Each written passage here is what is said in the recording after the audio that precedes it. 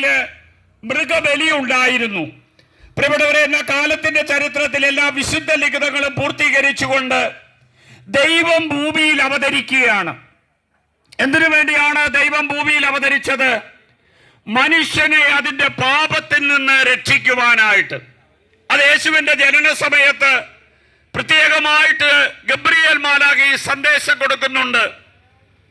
അവൻ ലോകത്തിനെ അതിന്റെ പാപത്തിൽ നിന്ന് രക്ഷിക്കും. പ്രിയപ്പെട്ടവരെ, അന്ന് ദൈവം ഒരുക്കിയ ഒരു ബലിയിലൂടെ മിശിഹാ തമ്പുരാൻ കടന്നുപോയി. അതിന്റെ കാരണം എന്താണെന്ന് ചോദിച്ചാൽ, പ്രിയപ്പെട്ടവരെ, ധനവാന്റെയും ലാസറിന്റെയും ഉപമ വളരെ വ്യക്തമായിട്ട് തിരുവചനത്തിലൂടെ പറയുന്നുണ്ട്. ധനവാൻ എല്ലാവിധ ആർഭാടത്തോടുകൂടി സുഖലോലുപതയിൽ പട്ടുവസ്ത്രവും മൃദുല വസ്ത്രവും ധരിച്ച് എല്ലാവിധ സുഖലോലുപതയിൽ ധനവാൻ കഴിഞ്ഞുകൂടി. ധനവാന്റെ പടിവാതിക്കൽ ലാസർ എന്ന് പറഞ്ഞ ഒരു ദരിദ്രൻ കിടന്നിരുന്നു. ധനവാന്റെ മേശയിൽ നിന്ന് വീഴുന്ന അപ്പകഷ്ണങ്ങൾ തിന്നു വിശപ്പടക്കാൻ അവൻ ആഗ്രഹിച്ചു. ബൈബിൾ പഠിപ്പിക്കുന്നു, എങ്കിലും അവന് അത് കൊടുത്തില്ല. ധനവാൻ മരിക്കുന്നു, ലാസറും മരിക്കുന്നു.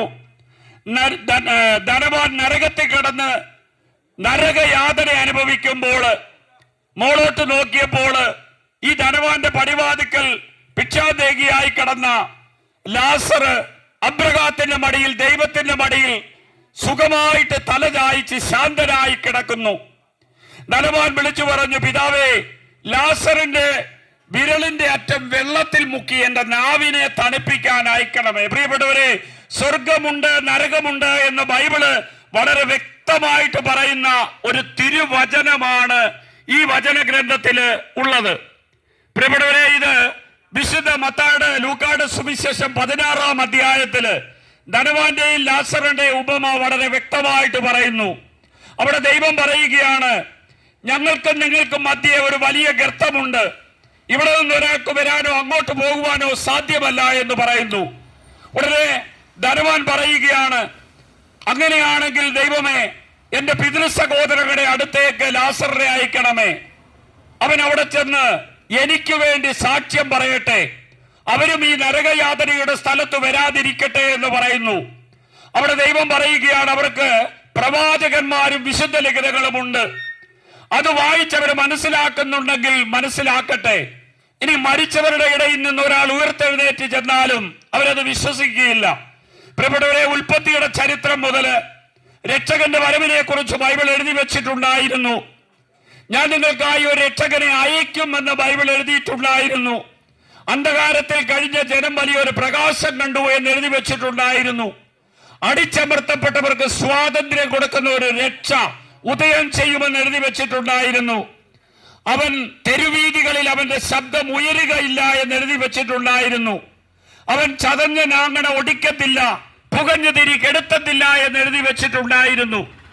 എല്ലാ വിശുദ്ധ ലിഖിതങ്ങളും പൂർത്തീകരിച്ചുകൊണ്ട് മിശിഹാ തമ്പുരാൻ ബേത്ലഹേമിലെ പശുത്തൊഴുത്തിൽ കിടന്നപ്പോൾ ആ പ്രദേശത്തെ വയലുകളിൽ ആടിനെ മേയ്ക്കുന്ന ഇടയന്മാരുണ്ടായിരുന്നു. അവിടെ ഒരു ദൈവദൂതൻ പ്രത്യക്ഷപ്പെട്ട് പറയുകയാണ്, നിങ്ങൾക്ക് വേണ്ടി ബേത്ലഹേമിലെ പശുത്തൊഴുത്തിൽ ഒരു രക്ഷകൻ ജനിച്ചിരിക്കുന്നു. പ്രിയപ്പെട്ടവരെ, ഇന്ന് അജ്ഞാതമായ ഒരു വലിയ തിരിച്ചറിവ് ലോകത്തിന് എല്ലാ മനുഷ്യർക്കുമില്ല. അതുകൊണ്ട് തന്നെ സുവിശേഷത്തെ പുച്ഛിക്കുന്നു, സുവിശേഷത്തെ തള്ളുന്നു, സുവിശേഷം ബലകെട്ടതായിട്ട് പറയുന്നു, സുവിശേഷം ഒരു മതപരിവർത്തനത്തിന്റെ വേദിയാന്ന് പറയുന്നു. പ്രിയരെ, 2000 വർഷമായിട്ട് ലോകത്തിൽ സുവിശേഷം പ്രസംഗിക്കപ്പെട്ടുകൊണ്ടിരിക്കുകയാണ്. കാരണം ഒരു മനുഷ്യന്റെ ആത്മാവിനെ രക്ഷിക്കുവാനായിട്ട് ദൈവം തന്നെ ഭൂമിയിൽ അവതരിച്ച് ഉദയം ചെയ്ത് തന്റെ ചോര എടുത്തുകൊണ്ട് ലോകത്തെ നേടിയത് യേശുക്രിസ്തുവിന്റെ കുരിശു മരണം ഒരു രക്ഷാദായക ബലിയായിരുന്നു.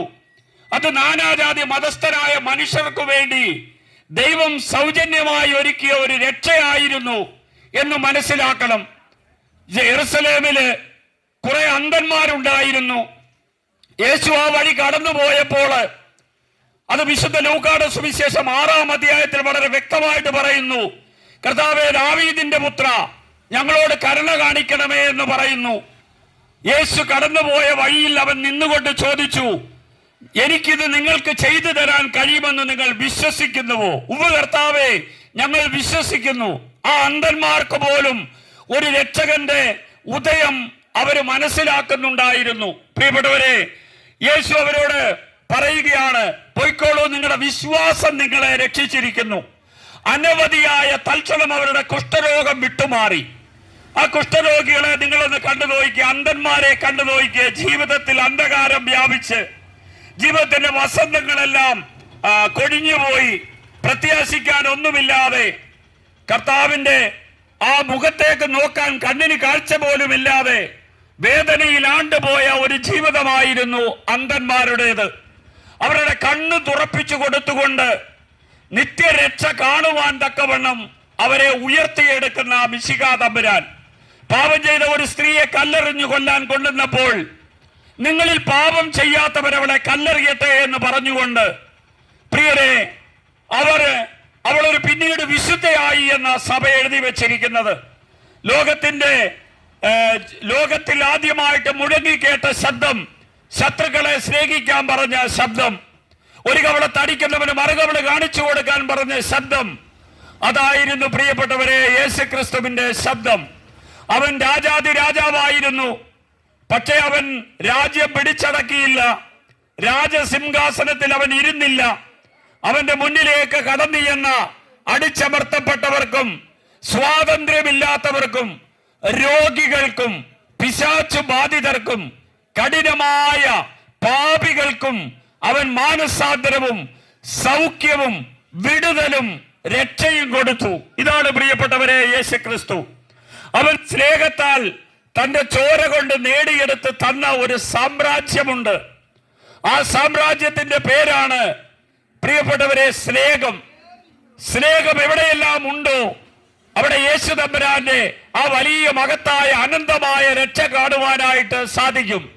അതുകൊണ്ടല്ലേ യേശുക്രിസ്തു പറയുകയാണ്, നിങ്ങൾ വാൾ ഉറയിലിടുവീൻ, വാളെടുക്കുന്നവൻ എല്ലാം വാളാലേ എന്ന് പറയുന്നു തമ്പുരാൻ. പ്രിയപ്പെട്ടവരെ, പക്ഷേ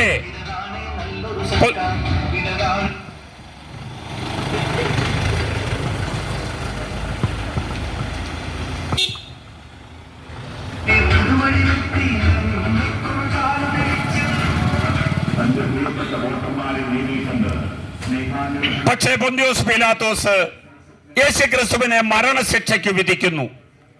പ്രിയ സഹോദരന്മാരെ, കേരളം വലിയ തെരഞ്ഞെടുപ്പ് ചൂടിലാണ്. നമുക്കെല്ലാം ഓരോരുത്തർക്കും ഓരോ വലിയ സ്വാതന്ത്ര്യവും ആശയവും വിനിമയങ്ങളുമുണ്ട്. അതെല്ലാം വോട്ടായിട്ട് മാറുവാനായിട്ട് നമ്മൾ 9-ാം തീയതി ബൂത്തിലേക്ക് പോകും. പ്രിയപ്പെട്ടവരെ, പക്ഷേ ദൈവകാര്യങ്ങളിലൊക്കെ ഇന്ന് നമുക്കറിയാം പലതരത്തിലും അവിശ്വാസികൾ, ദൈവമില്ല എന്ന് പറയുന്നവര്. അതുകൊണ്ട് തന്നെ പ്രകൃതി പോലും നമുക്കെതിരായി മാറി. യുദ്ധം, ക്ഷാമം, ഭൂകമ്പം, ഉരുൾപൊട്ടൽ നമ്മളിനി കാണുവാനായിട്ട് ഒന്നുമില്ല. കൊറോണയിൽ നിന്ന് വിമുക്തി ലഭിക്കുമെന്ന് നമ്മളെല്ലാം ഒരുപാട് ആശങ്കയിൽ ഇനി ഒരു ലോകത്തിൽ ഇനി ഒരു രക്ഷ ഉണ്ടാകുമോ എന്ന് ചിന്തിച്ചു. പ്രിയപ്പെട്ടവരെ, ദൈവത്തിന്റെ ഒരു തെരഞ്ഞെടുപ്പ് ലോകത്തിൽ സംജാതമാകും. മനുഷ്യന് തന്റെ ആത്മാവിനെ രക്ഷിച്ചെടുക്കുക എന്നുള്ള വലിയൊരു കടമ അവനവന് തന്നെ ഉള്ളതാണ് എന്നുള്ള ഒരു സത്യം